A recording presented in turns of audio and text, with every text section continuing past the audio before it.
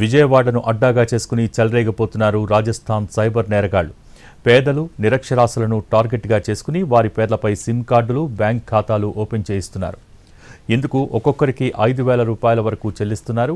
డబ్బులు ఆశ చూపి ఖాతాలు ఓపెన్ చేస్తున్న ముఠా ఆ సిమ్ కార్డుల ద్వారా సైబర్ మోసాలకు పాల్పడుతున్నారు. ఒడిషా కేంద్రంగా ఈ దందా నిర్వహిస్తున్నారు.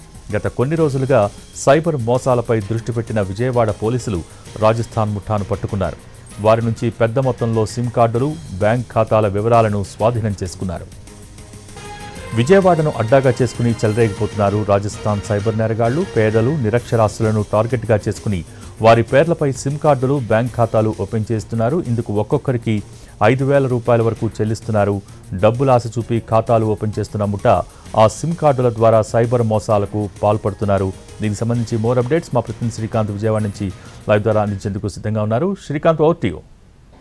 విజయవాడ కేంద్రంగా సైబర్ నేరగాళ్ల కార్యకలాపాలు పెద్ద ఎత్తున జరుగుతున్నట్టుగా అయితే విజయవాడ పోలీసుల విచారణలు అయితే గుర్తించడం కూడా జరుగుతుంది. ప్రధానంగా ఈ ఎవరైతే డబ్బులు లేని వాళ్ళు, పేదవాళ్ళు కానీ అదేవిధంగా నిరక్షరాస్యులు ఎవరైతే ఉన్నారో వాళ్ళను టార్గెట్గా చేసుకుని వాళ్ళకి 5,000 రూపాయలు ఇచ్చి వాళ్ళ ఐడి ప్రూఫ్లతో ఒక సిమ్ కార్డుని తీసుకుంటున్నారు. ఆ సిమ్ కార్డు సహాయంతో బ్యాంక్ అకౌంట్ని ఓపెన్ చేస్తున్నారు. ఈ రెండింటినీ కూడా ఢిల్లీలో ఉన్న రోహిత్ అనే వ్యక్తికి ఈ సమాచారం మొత్తాన్ని పంపిస్తున్న 3 వ్యక్తుల్ని విజయవాడ పోలీసులు అయితే అదుపులోకి తీసుకున్నారు.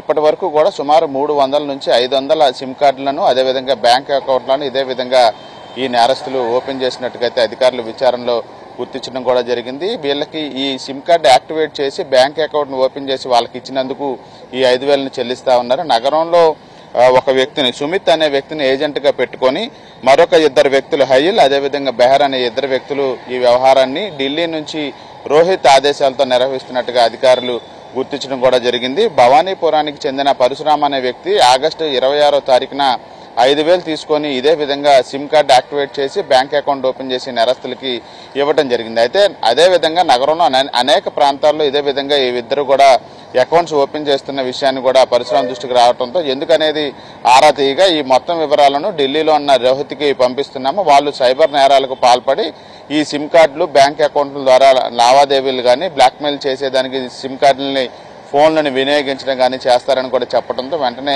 టాస్క్ ఫోర్స్ పోలీసులకు కూడా సమాచారం అందించడంతో ప్రస్తుతం ఆ సుమిత్ అనే వ్యక్తితో పాటు బెహర్ అదేవిధంగా మరొక వ్యక్తిని కూడా మొత్తం 3 వ్యక్తులను కూడా విజయవాడ భవానీపురం పోలీసులు అదుపులోకి తీసుకొని విచారిస్తున్నారు. మొత్తం ఎప్పటి నుంచి వ్యవహారం చేస్తున్నారు, ఎంతమంది ఈ విధంగా అకౌంట్స్ ఓపెన్ చేసి ఢిల్లీకి పంపించారనే అంశాలకు సంబంధించి విచారణ అయితే చేపట్టారు. ఢిల్లీలో ఉన్న రోహిత్కి సంబంధించి ఆనవాళ్లు కూడా తీస్తా ఉన్నారు. వీళ్ళు ఒరిస్సా నుంచి ఈ మొత్తం నెట్వర్క్ నడుపుతున్నట్టుగా ప్రస్తుతం అధికారులు కూడా గుర్తించిన నేపథ్యంలో మొత్తం అటు ఒరిస్సా, రాజస్థాన్ ఈ యువకులు నగరంలో ఇంకెక్కడెక్కడ ఈ విధంగా కార్యకలాపాలు నిర్వహిస్తున్నారనే దాని మీద అయితే 3 విచారిస్తున్నారు. భోగి.